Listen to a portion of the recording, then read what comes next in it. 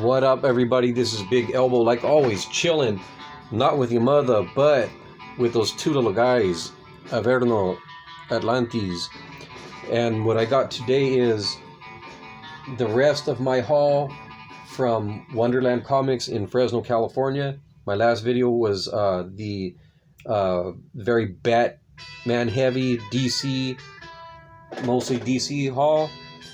What I got today is the Marvel, and then those of you who know me, my Indy shit, which I love. If you're new to the channel, welcome. If you're not new to the channel, you already know what's up. I'm Big Elbow. I enjoy all aspects of the comic collecting hobby, but most of all, I'm in it for good comics, and that's what you're going to see on this channel is what I consider to be good comics. And if you have good taste, you will most likely agree. So with that said, let's get into it. Start off with let's see, we got some Spidey. Jay Lee got on Spider-Man for like a 3-issue story with Iron Fist. I'm a big Jay Lee fan, especially at this time. He was doing some wild shit. He draws a pretty cool Iron Fist and a wild looking Spider-Man. That is 42. Here's issue 43. I just love that rough style with all the ink slinging around. That looks cool. So that's Spidey. And I got some Cap books. And by the time this video gets uploaded, 4th of July will probably have passed. So hope everybody had a good 4th of July. God bless America. And here we go. Cap, one of my favorite guys, one of my favorite characters, and I really do enjoy Steve McNiven's Cap. These are really cool covers. I'm trying to put together this run, and I still have about 3 issues to go. Again, these were all dollar comics. If you ever are in Fresno, check out Wonderland Comics, especially if they're having one of their sales. Those guys always hook it up. Shout out to them. And actually, these were these were the dollar sale, and these were all dollar books. But the more I buy from them, the more they hook me up, and they always give me a great deal. So these were actually came out for less than $1. Here's more Cap run filler, and that is 276, a great Mike Zeck issue and cover. I'm a huge Mike Zeck fan. I probably mentioned this before, but Mike Zeck is the first artist who I could recognize their work on sight. I didn't even realize that was his name was Mike Zeck. I just knew, like, that's the guy that drew Punisher and the guy that drew that old issue of Master of Kung Fu, and then Cap. I think I first the work that made me a fan was the Punisher Circle of Blood. And then I realized that he drew some old issues of Master of Kung Fu. And then I found out about the Captain America stuff and been a fan ever since. More Cap. So I got both of these on accident. This is the last issue that I needed. I just grabbed them, and I wasn't sure which cover I wanted. That's Michael Turner cover. And then this is David Finch. And I ended up forgetting to put one back, so I just ended up taking both of them. So I'll get rid of one of these, or I'll probably shoot one to my partner War.lock if he wants one. And be sure to check out his channel. He has a link in the description. Some more Cap in the spirit of 4th of July. So as much as I love some wild ink slinging Jay Lee shit, I also like this clean ass line work by a guy like Steve Rude. And I'm trying to put this run together. I think I have at least half of them. I got one for $1. I got one of them for $1 on at my comic shop in their dollar bin. Yeah, Steve Rude, he's awesome. If you guys, I'm sure a lot of you know who he is. If you don't, check him out. So again, happy 4th of July. Hope everyone had a great, safe 4th of July. And that's the Cap books.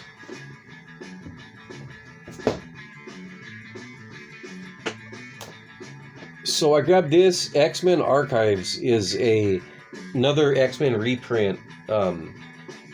reprint series, and they've reprinted several different X titles, but this is a sketchbook, and I mean, for less than $1, look at the lineup on here. Just, you got Carlos Pacheco, who I'm a fan of. Alan Davis, I'm not a huge fan, but he's pretty.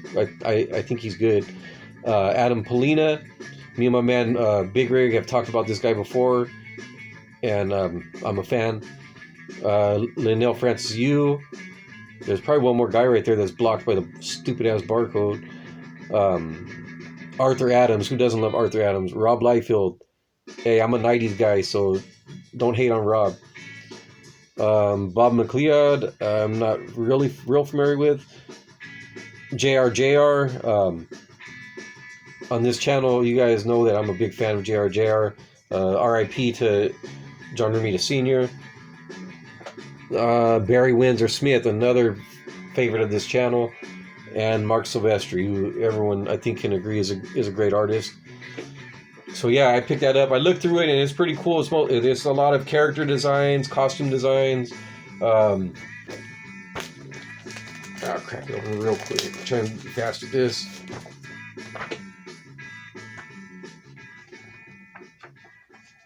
Let's see. Look, we've got some Jim Lee X-Men corner box illustrations. Look at that Hulk. What up, Rick? I know you're not a big fan of Jim Lee inking himself, but man, I think this looks pretty fucking slick. The Wolverine just hanging around like some unpaid bills. There's another Arthur Adams Black Cat, or Shadow Cat, I mean, character designs. And there's one more. There's one to show that Adam Polina.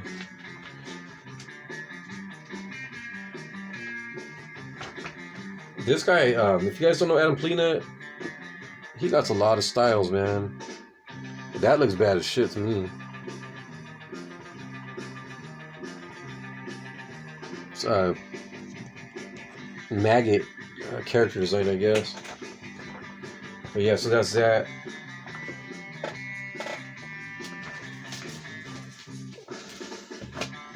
Here's some X-Men Classic, again, putting together that run. Sweet-ass Mike Mignola cover. And then this is Typhoid Mary, not Typhoid Mary, just Typhoid #1. Dope John Van Fleet art. I think that might be the last one I need. But that's just, again, just putting together a run. Haven't read it yet. I am a fan of Ann Nocenti's writing, especially she wrote Typhoid Mary's first appearance, so I know she has love for the character. I believe she created her. So, and now we get to our Indy stuff. Oh, excuse me. Start off with Special Edition Rocketeer. Just good Dave Stevens stuff. I'm pretty sure I have this reprinted in. I wonder who did that back cover. That was pretty cool, the little girl with her homemade Rocketeer helmet. If anybody knows who did that back cover, I think that's Sig right there.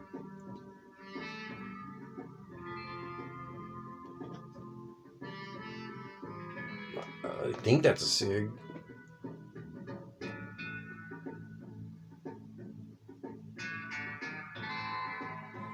Yeah, if anyone knows who did that back cover, let me know. And like I said, I'm pretty sure I have that reprinted anyways, but for less than $1, I'm gonna pick that up. Same deal with this. I have this issue, but with a different cover. But this is I like the other cover actually though. But that's my man Ashley Wood, and he also does the interiors on that. I love that Shadow Man series. I mean, if you're a traditional Valiant fan, you might not like it because they kill off the original Shadow Man like in the very first issue, and they do it in kind of a maybe you might say disrespectful way, I guess. I thought it was humorous, but you know, I can imagine if I was a big fan of the character not appreciating that. If Garth Ennis and Ashley Wood, though, and check this out. Now we get to the real Indy shit.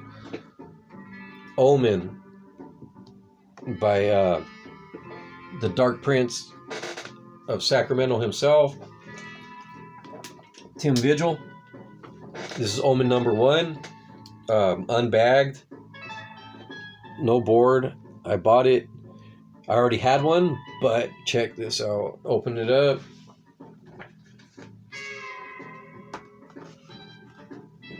Bam. David Quinn and Tim Vigil signatures. And that's pretty fucking cool.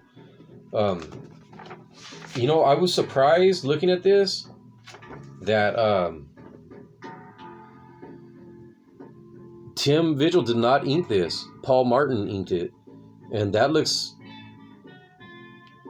as good as Vigil's own inking, if you ask me. I wouldn't have guessed that someone else is inking on that. Speaking of inking on Tim Vigil, recently my man Psychotronic Squirt Gun, shout out to Psycho, what's up? We were just talking about, he had recently picked up some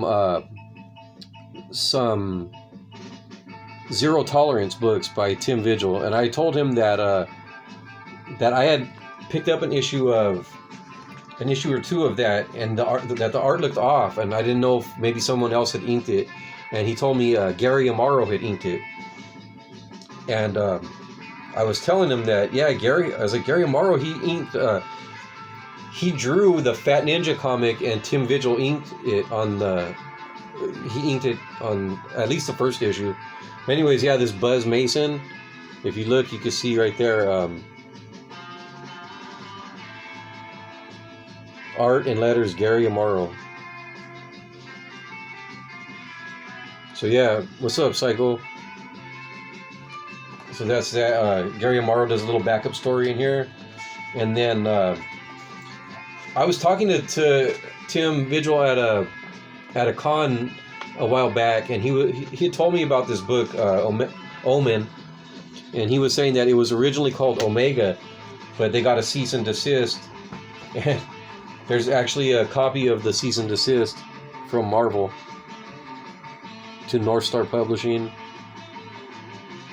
Stephen P. Scheffler, Esquire.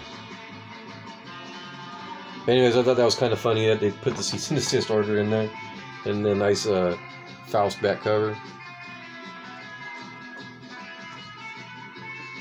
And again, on that Gary Amaro front, this is the Fat Ninja number 3, and this was the last issue of the Fat Ninja run that I needed to get.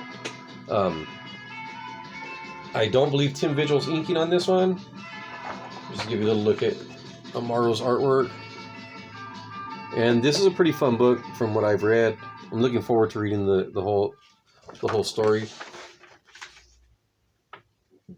Decent splash page here. Good old Fat Ninja.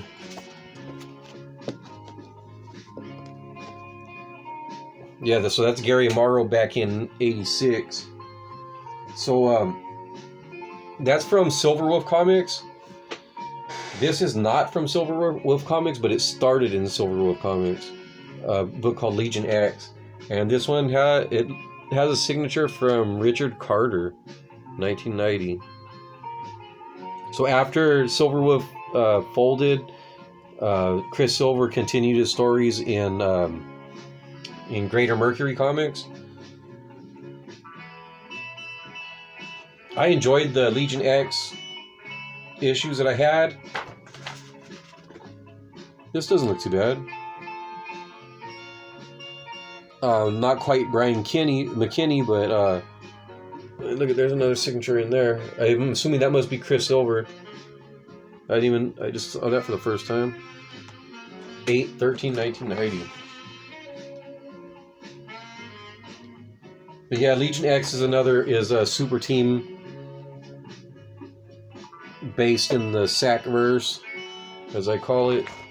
Or maybe I'll call it something else if I can think of a better name. But yeah, the Silverwolf comics. The heroes are all based in Sacramento, which, as a kid growing up, that was really cool to me because, you know, I still never seen New York. I've never been to New York. Been to Sacramento plenty of times. I never been to Metropolis or Gotham City neither. So Sacramento felt like, just as a kid, like, oh wow, that's actually a real fucking place that I've been to. And then this is the Rocket Man, King of the Rocket Man #1, who I thought looked like a bootleg Rocketeer, which it does, but the interior art is really cool. I showed it in another video, in my last video, but I'll show it again real quick. I think I got time.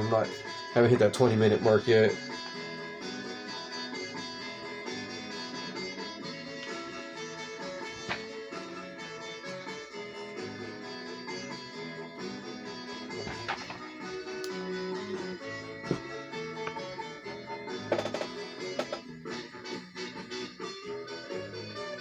Yeah, so just a cool art style. So you know, I got all the issues for less than $1 a piece. So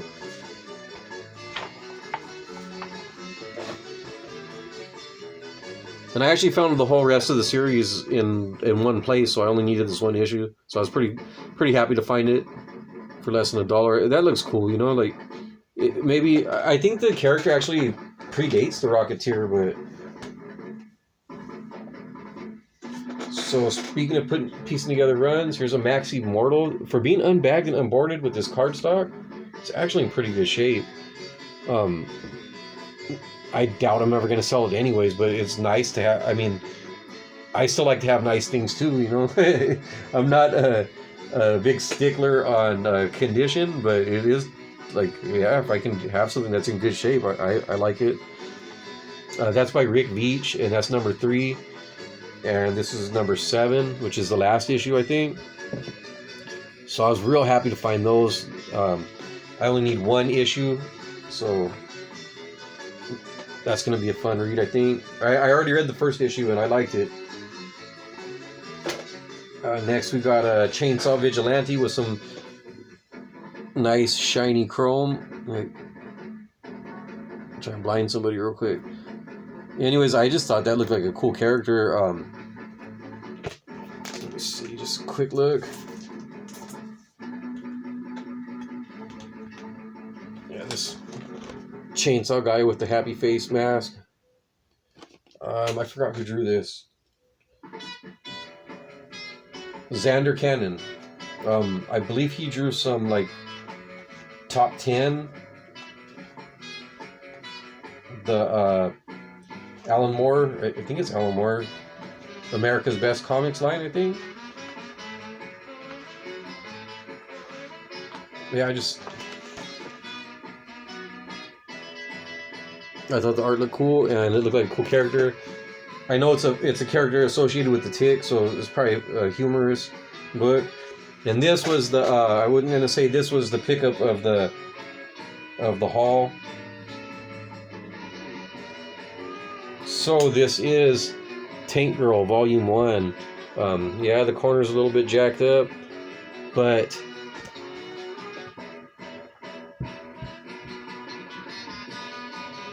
the first in a series of remastered editions presenting Tank Girl in chronological order in glorious black and white, the way nature intended, featuring a new illustrated introduction from Alan Martin and some extremely rare Tank Girl material. Read again the stories that shaped Tank Girl's character from an ignorant, beer-swilling, bestial skinhead in a tank into an ignorant, beer-swilling, bestial blonde in a tank. So I believe these are from this reprints the material from the magazines that where Tank Girl first appeared. I don't know the name of the magazine, but I think, I could be wrong, but I think that's what it is. Was it like called Deadline or something? I don't know. People that know more about Tank Girl, you tell me. I think this is it. Deadline magazine. I think that's where these first appeared. So I'm just happy, like, I can actually read these stories without, because Tank Girl seems cool to me. I really like the Jamie Hewlett art, but I don't want to pay up for the, those books are expensive. So, I mean, and look at that. That's a nice book for fucking less than $1, man. Again, shout out to Wonderland Comics for hooking up a great ass deal. I don't know if that was meant to be placed in where it was for $1, but they didn't say it. They didn't haggle about it or anything. They were just like, well, if it was in the box, they didn't even ask. They were just rang my shit up and gave me a good ass deal. So scored that for less than $1, and that was the big one for me for this haul. So yeah, again, if you're ever in Fresno, check them out. And that'll do it. I got another. So this week dropping on a Friday. There'll be another video out next Friday. Check that out. And I got some cons coming up that I'm looking forward to. I got some decisions to make about which ones I want to go to and which ones I don't, because I don't think I can hit them all. But that's going to be fun. I'm looking forward to all that. If you enjoyed this video, congratulations. You got good taste. Show it by hitting that like button. Share with your friends. Hit the subscribe button. Always questions, comments, recommendations, any knowledge you want to drop on me, some shit that you know about this stuff that I don't know. Always welcome in the comments, and I'll always comment back. So again, thanks for watching. And like I always say, get off of YouTube, read some fucking comics.